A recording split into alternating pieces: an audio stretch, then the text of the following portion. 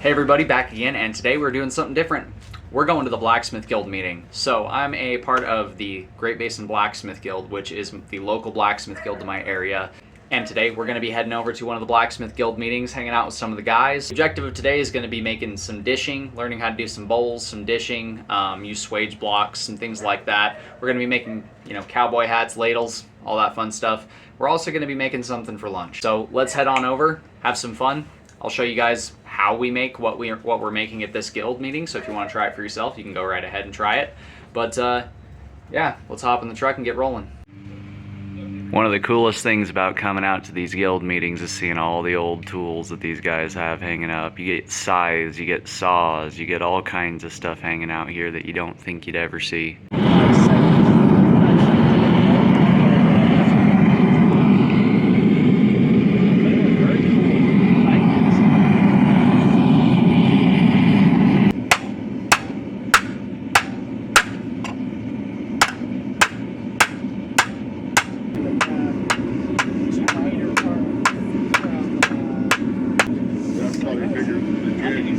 Yeah, that is. Probably. Well, we made some for these anvils, some for in there. Do them in the vise.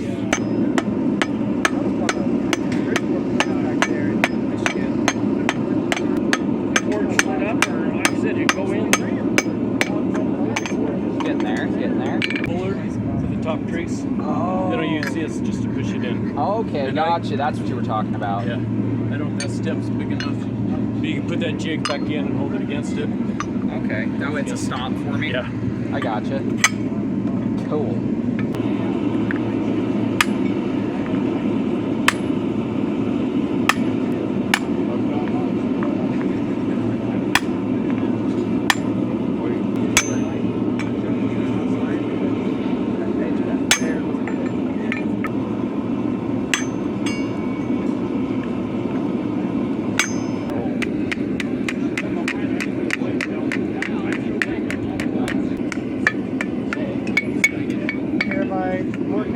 Go ahead, man. There's plenty of fire.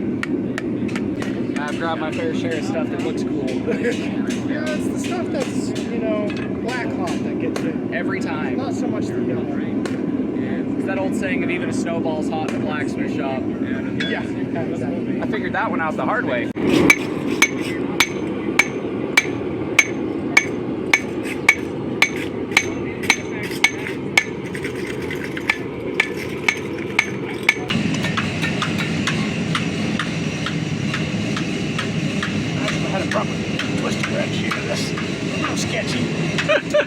Wow! Yeah, it doesn't have the other side of the handle. Yeah, the other side of the handle is nice. I still need to weld a handle on mine. It'd be a very uniform twist. Yeah, it's all good. It's a twist nonetheless.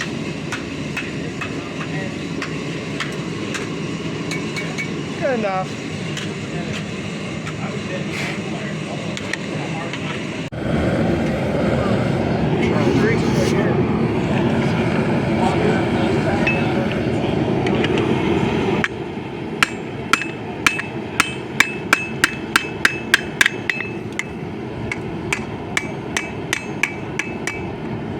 There, that'll sit a little better.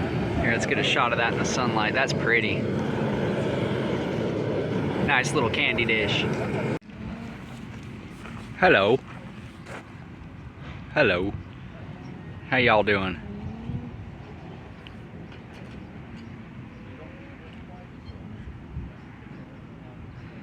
The objective with this is just put a taper on it and give it a 90, right? Yep. I think about an inch and a half or so. Inch and a half on the taper, and then on the 90, same distance.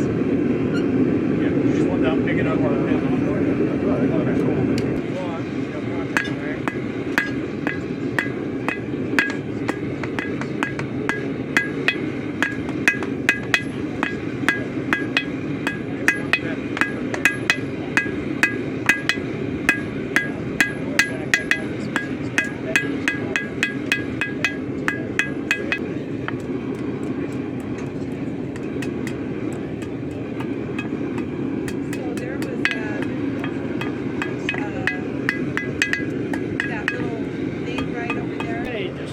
in the hole in the center. Okay.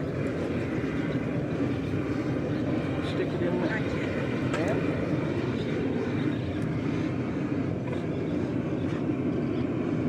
And then just twist it. You get to hold that up there, and you just kind of run it along when you're ready. All right. I'll do this. I'll hold this in here. That one can be a little bit of a task, huh? Yeah, that first little bit. There you go. Awesome. Just pop her off. Take them off. I made one of these for cording candles. Yeah. Yeah, that's You'll probably. do the same basic thing. Yeah, yeah. And then I want to just straighten that up and tighten it. Yes, you can do that. And then I've got this if you want to just spot heat. You guys have some of the coolest toys. Well, not really. This wind is making this a little hard to. Get it to listen. And then just step on the pedal. Ah. And that'll focus the heat. That just put it right where you want it. You just basically put a torch nozzle next to the main. That's like your pilot light. Yeah, that's the pilot, and then this is the fuel saver. So it automatically turns it off and on. That way you're not constantly running your. You can go a little closer. I didn't turn it up all the way. I guess I should have. It's getting there hot. Did you get? Yeah, it's starting to glow a little bit. Good. Alrighty.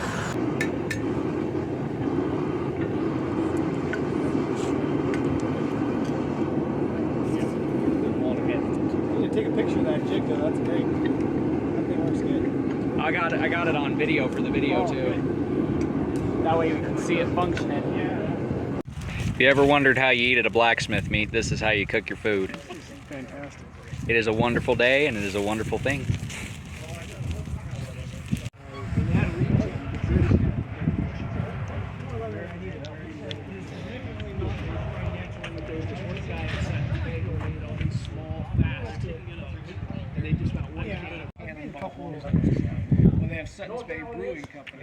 But this one was in a little better shape, other than these were gone. And so, put all the tools on this side of the shop on, if you looked in it. Okay, everybody sees these and nobody knows what they are. It's a pizza cutter. Yeah, this is a pizza cutter. How you made it? That's a one too. And it needs to get cleaned up. Right there, start. Okay, I would put soapstone. Oh, there's two more out and back. Wow. And one over in the museum. Down at that Pioneer Village. Yeah, there's a champion one out and back, a Stoddard. The mole's over in the museum. I got it on loan, and can't remember what the one underneath. If I go around the wooden part, the rim or the pillows, and I start a line, start there and just go around and count how many times that comes back and back up to here. So I've counted 5 times.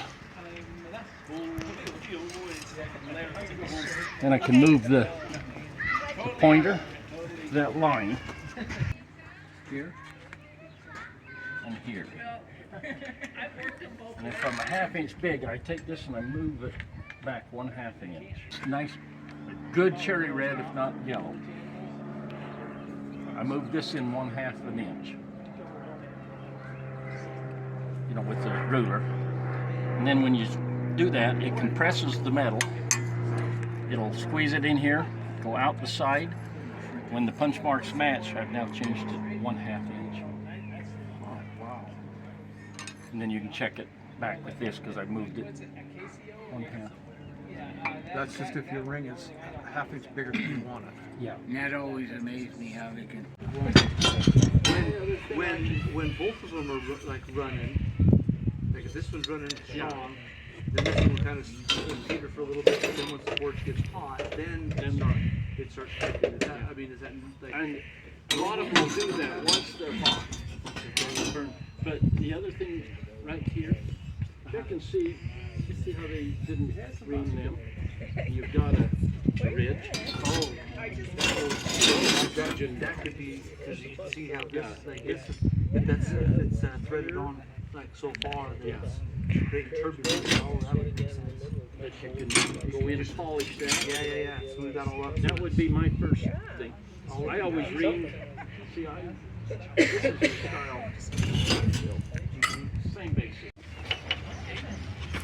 You watch, the jaws are just going to slide together. Yeah.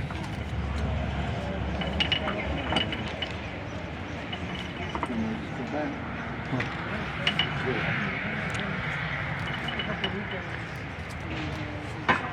There's some pretty smart people back in the days.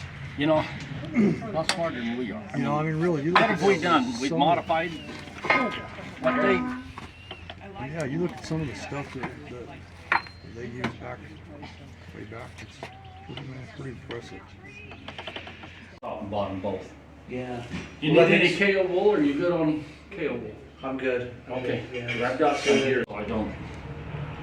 And if I forge weld, I can grab the coke. Several tons. Yeah. Anyways, that's what I was wanting to, because I want to say when I was looking at it, it was like for a ton, it was something like maybe $500. Still needs some cleanup work, but this is a little cowboy hat that I did. You can see got some ridging and stuff. You would have seen how I made this in the video. Some guys made candy dishes, some guys made hats. It just depended on what you wanted to make, and I went with a cowboy hat because you guys see all the ones that I wear, so I figured I'd make a small one. And then for lunch, we made these. Not everybody made the handles. I just did that because I like having the little handle. You can use the stick if you want to. I'm a weirdo who has to have a handle. But this is a hot dog, bratwurst, weenie roaster kind of deal. You slide your food up on inside of there and stick it on the poker. Keeps you from bumping into coals or anything like that. And as the steel heats up and soaks up the heat, it helps get a more even cook. I wanted to give a shout out to Kurt and Neil Davis and say thanks for hosting us. Thanks for having us all out at the meet. Had a lot of fun with you guys, had a lot of fun with everybody there. And I wanted to give a quick shout out to Connor over at Anvils USA as well. I got a couple of sets of tongs off of him. These two critters right here, to be more specific, you know, just some flat bar tongs and some round tongs. So check them out if you guys are looking for anvils, vices, all kinds of stuff. He's over on Instagram and he runs a business. He goes around all over the place picking up tools and, you know, selling them to folks who need them. And every time I deal with him, he's always a whole lot of fun. So go check him out if you're looking for some tools. But that does it for today's video. If you guys like what you've seen, do me a favor, do that thing right there. Helps the channel grow, helps us reach more people. If you're looking for a custom sharp object, make sure to check out my Etsy store. The link will be at the end of the video. If you're looking for a custom sharp object like a sword, axe, heck, I even make impact tools. And if you're a blacksmith out there, I would highly recommend finding a local blacksmithing guild. The knowledge that you get from those guys in a few short hours is more than you can get online in a lifetime, I think.